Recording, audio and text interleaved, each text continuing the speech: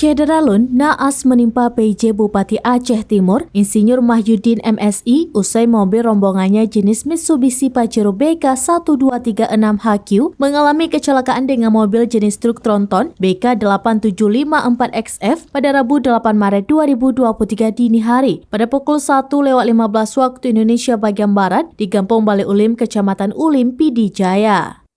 Truk tronton yang disopiri oleh Lelo Tarigan berusia 53 tahun merupakan warga asal desa Perdamaian Tanjung Morawa, Kecamatan Deli Serdang, Kabupaten Deli, Sumatera Utara.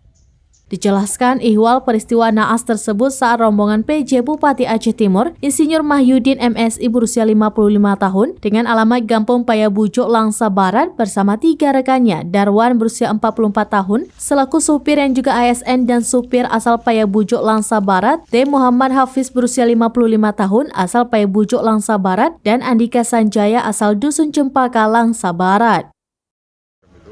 Kemudian dari arah yang sama menujulah satu mobil Pajero Sport yang dari oleh supir dari Bapak PJ Bupati langsung menabrak bagian belakangnya, Pak. Oke, kondisi penumpang saat kejadian gimana ini? Kondisi penumpang pada saat kejadian kemarin langsung dibawakan langsung ke rumah sakit umum Pidi. Rombongan PJ Bupati Aceh Timur dilaporkan menuju ke arah Banda Aceh, sementara sebelumnya truk Fuso melaju dari arah Aceh Timur menuju Banda Aceh dengan kecepatan sedang dan setiba di Kampung Bale Ulim berhenti di pinggir sisi kiri badan jalan, sedangkan ban sebelah kanan berada di badan jalan. Hanya saja Mitsubishi Pajero BK 1236 HQ yang dikemudikan oleh Darwan tidak menyadari bahwa ada truk tronton yang sedang parkir di sisi kiri jalan tepat di depannya.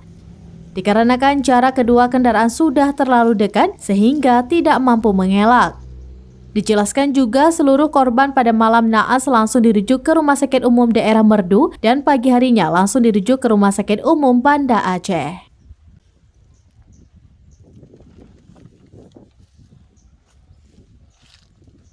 Dari Pidi Jaya, Idris Ismail, serambinews.com.